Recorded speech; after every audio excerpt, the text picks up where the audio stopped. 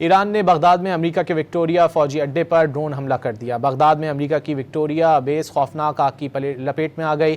Press TV ने drone हमले के वीडियो जारी कर दी है, जिसमें आग के शोले भड़कते दिखाई दे रहे हैं। बेस का रडार सिस्टम भी चलता देखा जा सकता है। ईरान ने बगदाद में अमेरिका के विक्टोरिया फौजी अड्डे पर ड्रोन हमला कर दिया। बगदाद में अमेरिका की विक्टोरिया बेस खौफनाक आग की लपेट में आ गई।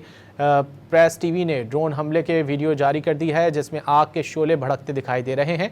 बेस का रडार सिस्टम भी चलता देखा जा सकता है। ईरान ने बगदाद में अमेरिका के विक्टोरिया फौजी अड्डे पर ड्रोन हमला कर दिया। बगदाद में अमेरिका की विक्टोरिया बेस खौफनाक आग की लपेट में आ गई।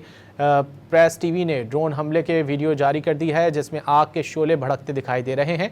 बेस का रडार सिस्टम भी चलता देखा जा सकता है। ईरान ने बगदाद में अमेरिका के विक्टोरिया फौजी अड्डे पर ड्रोन हमला कर दिया। बगदाद में अमेरिका की विक्टोरिया बेस खौफनाक आग की लपेट में आ गई।